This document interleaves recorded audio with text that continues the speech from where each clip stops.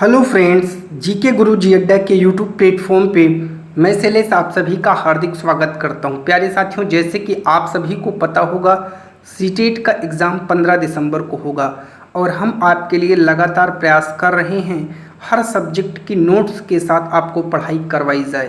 प्यारे साथियों, चैनल पर नए हैं तो सब्सक्राइब करिए, वीडियो को लाइक करिए, अपने हर उस दोस्त भाई बहन तक पहुँचाइए जिसको इसकी ज़रूरत है। जी हाँ, जो लगातार भाई बंधु हमसे जुड़े हैं उनके लिए हम फ्री नोट्स प्रोवाइड करवाने का पूरा प्रयास करेंगे। प्यारे साथियों, आप सभी से एक छोटी सी उम्मीद है कि वीडियो को अपने दोस्तों तक जरूर शेयर करिएगा। जिस भी भाई बहन को इसकी ज़रूरत हो उस तक ये वीडियो ज़रूर पहुँचे। आप सभी को पता है हिंदी में गद्य और पद्य एक बहुत ही महत्वपूर्ण भूमिका निभाता है। 15 नंबर का प्रश्न आता है और आपकी छोटी छोटी कमियों की वजह से 2 से 3, 4, 5, 6 नंबर आपके कट जाते हैं जो फ्री के होते हैं। तो आज हम लोग फिर से डिस्कशन करने वाले हैं कैसे गद्य और पद्य को आसानी से हम लोग चुटकियों में हल कर लें। अभी गद्यांश की सीरीज चल रही है तो लगभग 4-5 गद्यांश करवाने के बाद हम आपको पद्य की तरफ ले चलेंगे। तो आइए चलते हैं अपने टॉपिक पर। आज का हमारा टॉपिक है निम्नलिखित गद्यांश को पढ़कर पूछे गए प्रश्नों के सही सबसे उपयुक्त उत्तर वाले विकल्प का चुनाव करिए। गद्यांश का मतलब होता है कहानी, अर्थात जो कहानी है उसे ही गद्य कहा जाता है, और पद्य का मतलब होता है कविता। ये चीज़ याद रखिएगा, बहुत सारे भाई बहन कन्फ्यूज़ हो जाते हैं। आइए यहाँ से शुरू करते हैं अपनी जर्नी को। एक चीज़ आपसे बात करनी है कि जब भी आप गद्य को पद्य को हल करने बैठें एकदम अपने आप को कंसंट्रेशन पावर अपनी बढ़ा लीजिए। जी हाँ दोस्तों, क्योंकि अगर आप एक बार इसको इतने अच्छे से आपको पढ़ना है कि ताकि आपको जो है इसमें किसी भी प्रकार की फिर दिक्कत ना हो, बहुत तीव्र गति से प्रश्नों को हल कर लीजिए।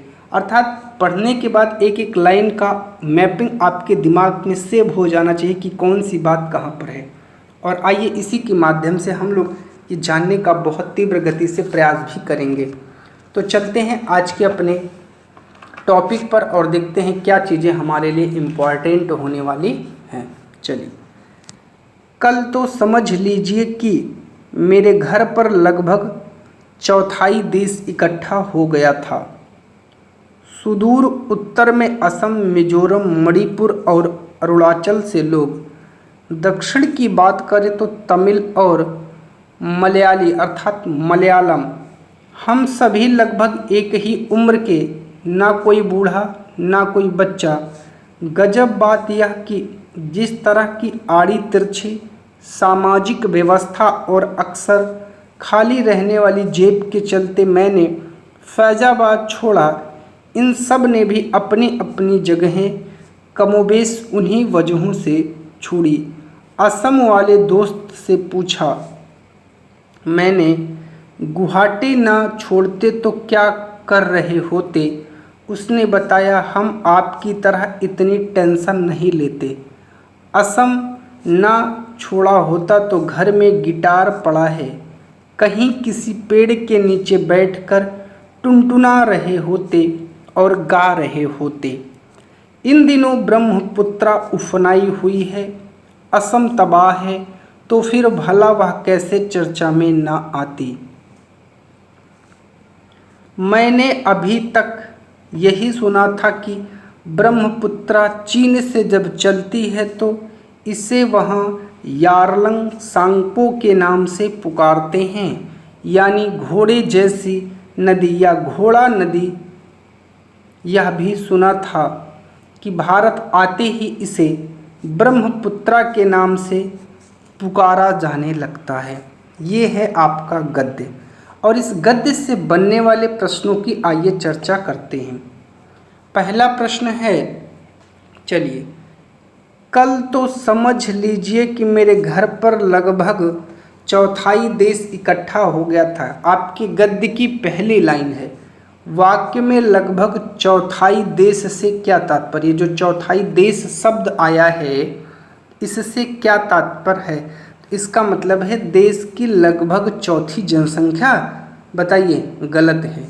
देश के कुल राज्यों के 1/4 राज्यों से लोग, ये वाला दूसरा वाला आपका राइट जवाब हो जाएगा। ठीक है, चलिए बात करते हैं क्वेश्चन नंबर 2 की। आड़ी तिरछी सामाजिक व्यवस्था से आशय है। बताइए जरा क्या आशय है? दूसरे का राइट जवाब आपको देना है। तो सामाजिक समानता नहीं, सामाजिक विषमताएं। किससे है? सामाजिक विषमताओं से है। अगला क्वेश्चन है, लेखक ने कौन सा शहर छोड़ा था? आपको बताना है। तो जो लेखक है वो फैज़ाबाद, कौन सा?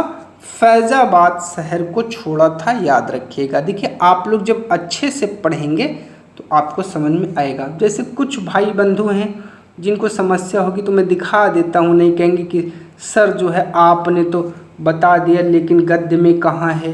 तो आइए मैं आपको दिखा देता हूँ। ये देखिए, जब मैंने फैज़ाबाद छोड़ा था, तो आपको मिल गया ना फैज़ाबाद। चलिए अगले क्वेश्चन पर चलते हैं। क्वेश्चन नंबर 4, गद्यांश के अनुसार गजब बात क्या थी? आप सभी को बताना है। सभी ने अपनी मर्जी से अपने शहर छोड़े, गलत है। सभी ने सामाजिक अव्यवस्था के कारण अपने शहर छोड़े, बिल्कुल दूसरा राइट जवाब है। आइए गद्य में ले चलते हैं और आपको दिखाते हैं कि क्या ये चीज़ सही है। चलिए मैं आपको दिखाता हूँ। चलिए आप लोग देखिएगा ज़रा, नहीं तो आप लोग कहेंगे कि कैसी बात है ये देखिए, आड़ी तिरछी सामाजिक व्यवस्था और अक्सर खाली रहने वाली जेब के चलते मैंने फैज़ाबाद छोड़ा। इन सब ने भी अपनी जगहें कमोबेश उन्हीं वजहों से छोड़ी। तो याद है ना, मिल गया आंसर। इसी कारण सब ने जो है अपने अपने क्षेत्रों को छोड़ा था। अब चलते हैं क्वेश्चन नंबर 5 पर। समूह से भिन्न शब्द युग्म क्या है? देखिए आड़ी तिरछी तो आपको मिल रहा है, तो जो भिन्न है वो बताना। तो ये गलत हो जाएगा। उल्टी सीधी शब्द मिल रहा है तो गलत हो जाएगा। अच्छी बुरी मिला है तो गलत हो जाएगा। अपनी अपनी शब्द नहीं आया है तो अपनी अपनी पर आपको टिक करना है, याद रखिएगा। अगला क्वेश्चन है क्वेश्चन नंबर 6, निम्न में से कौन सा विशेषण विशेष्य का संबंध नहीं दर्शाता है? आपको बताना है। तो छठवें का राइट जवाब दीजिए, क्या होगा? सामाजिक व्यवस्था, चौथाई देश, ये सब दर्शा रहे हैं तो गलत हो जाएगा। जो नहीं दर्शाता है, गजब बात, गलत है। अरुणाचल प्रदेश, राइट जवाब ये हो जाएगा। अगला क्वेश्चन है 7वां, कह रहा है सामाजिक व्यवस्था में समास है, अर्थात कौन सा समास है? आप सभी को बताना है। जल्दी से बताइए जरा। जितने भी भाई बंधु इस वीडियो को देख रहे हैं जरा कमेंट के माध्यम से वो ये बताने का प्रयास करें, सामाजिक व्यवस्था में कौन सा समास है? क्या तत्पुरुष समास है, द्विगु समास है, द्वंद्व समास है, बहुब्रीहि समास है? तो ना बहुब्रीहि है, ना द्वंद्व है, ना द्विगु है, ये तत्पुरुष समास है, याद रखिएगा। तत्पुरुष समास ऐसा समास जिसमें प्रथम पद की प्रधानता होती है। प्रथम पद क्या होता है? प्रधान होता है, याद रखिएगा। सामाजिक व्यवस्था का मतलब समाज में चलने वाली व्यवस्था या रीति रिवाज, ठीक है। चलिए 8वें क्वेश्चन पर चलते हैं। इन दिनों ब्रह्मपुत्र उफनाई हुई है, असम तबाह है, वाक्य से क्या तात्पर्य है? तो इसका तात्पर्य है उस क्षेत्र में बाढ़ आ गई है, अर्थात बाढ़ का आना, ठीक है। चलिए क्वेश्चन नंबर 9 पर चलते हैं। चीन में ब्रह्मपुत्र को किस नाम से पुकारते हैं? तो यारलंग सांगपो के नाम से पुकारते हैं। तो प्यारे मित्रों, आपके इस टॉपिक से इतने क्वेश्चन बन सकते थे, अर्थात इस गद्य से आपके इतने प्रश्न बन सकते थे। देखिए जो गद्य है आपका वो आपके लिए बहुत इम्पॉर्टेंट है। यहाँ से फ्री के नंबर होते हैं जो आपके बिल्कुल गलत नहीं होने चाहिए, क्योंकि जो भाई बंधु 1-2 नंबर से फेल हो जाते हैं उनके लिए सबसे बड़ी समस्या होती है, किसी न किसी तरीके से उनका गद्य में या पद्य में गलतियाँ बहुत ज़्यादा हो जाती है, और ये आपके दोनों लैंग्वेज में आपका जो है बहुत ज़्यादा इम्पॉर्टेंट रोल प्ले करता है। आप लोग अच्छे से फोकस करिए, अच्छे से पढ़ाई करिए और लगातार चैनल पर बने रहिए। हम आपके लिए लगातार ऐसी ऐसी वीडियोस लाते रहेंगे। चैनल पर जुड़ने के लिए आप सभी का बहुत बहुत धन्यवाद।